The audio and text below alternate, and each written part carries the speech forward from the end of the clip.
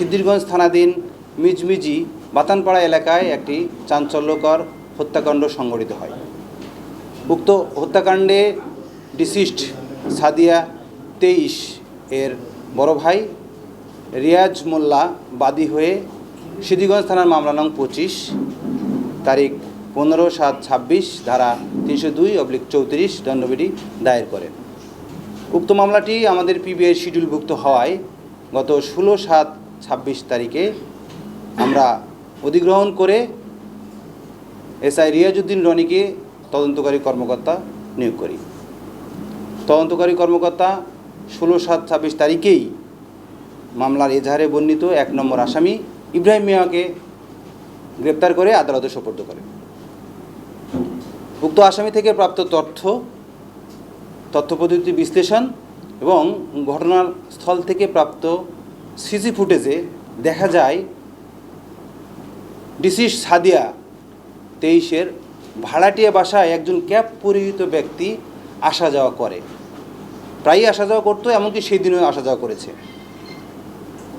এই ক্যাব পরিহিত ব্যক্তিকে শনাক্ত করার জন্য আমরা ডিসিস্ট সাদিয়ার 6 বছরের শিশুকন্যা তানিয়াকে নিয়ে এসে জিজ্ঞাসাবাদ করি।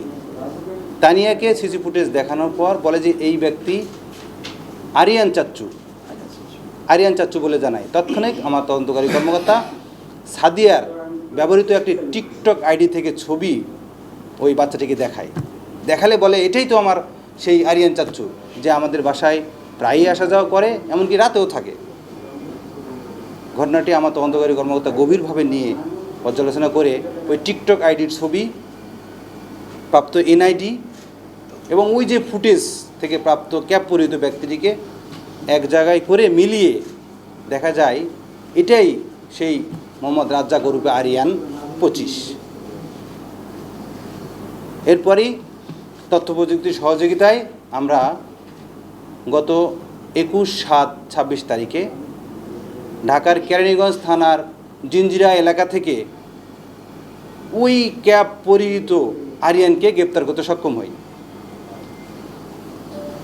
গ্রেপ্তারকৃত ব্যক্তি আরিয়ানকে জিজ্ঞাসাবাদ করলে ডিসিস্ট সাদিয়ার সাথে তার পরকীয়ার সম্পর্কে লিপ্ত থাকার বিষয়টি স্বীকার করে এবং এই পরকীয়াকে কেন্দ্র করেই সাদিয়া যখন তার ভাড়াটিয়া বাসায় চাপ সৃষ্টি করে যে তুমি আমাকে বিয়ে করছো না কেন, এই কথা কাটাকাটির জের ধরেই সাদিয়া একটি চড় মারে।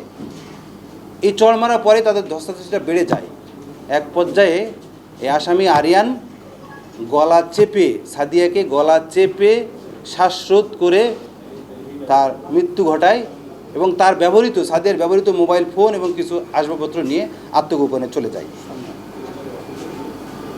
উক্ত বিষয়ে আসামিকে আমরা জিজ্ঞাসাবাদ করে এই তথ্যগুলো নিশ্চিত হই।